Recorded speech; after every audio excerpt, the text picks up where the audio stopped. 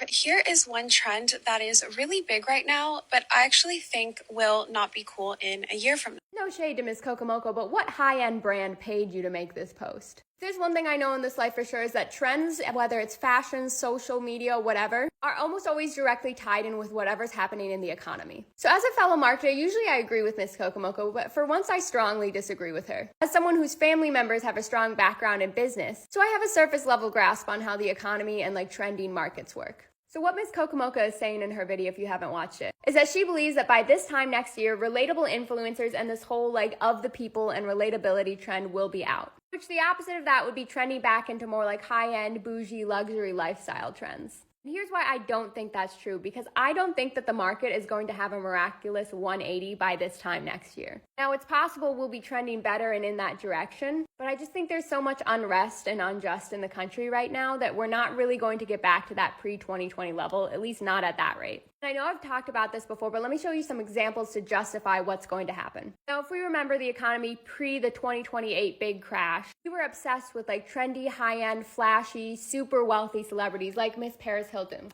Love her. Our trends were very flashy. We had the juicy couture tracksuits. We had very big jewelry. Logos were on everything. We had lots of Louis Vuittons. Wealth was trending. But then after the recession, no more logos, no more bougie whatevers. Around that 2008 to 2012 era, we had the rise of reality television and more relatable celebrities. And in this era, we especially started seeing YouTube influencers like Miss Tanamongeau start to rise even higher. Because when you're in a recession, exuberant wealth and unnecessary spending is not trending well. And vloggers and people you can relate to are what become popular. But then around 2015-ish to 2019, we started to see the rise again of wealth in the media. The economy was doing better, so we saw a lot of models and very rich celebrities living luxury lifestyles, and a lot of Nepo babies were trending. So again, that unattainable lifestyle became very popular. But then what happened around 2019-2020? The world halted, another crash. Things weren't going well, so we started to see, again, a rise in new vloggers. People didn't want to see Kardashians spend hundreds of thousands of dollars on a birthday party when they couldn't even afford a car. We wanted relatable queens like Drew, or technically Alex Earl. She was the college version of this, I guess. I'm personally a little on the fence about her relatability to the public, but still a vlogger influencer.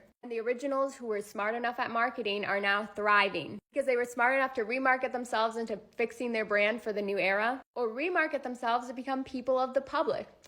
And we do have to give Miss Paris some credit from being able to market herself from being luxury lifestyle to suddenly of the people. I love a marketing queen. But yeah, unless we see the economy just take a 180 here in the next year, I don't think anyone's tired of relatability.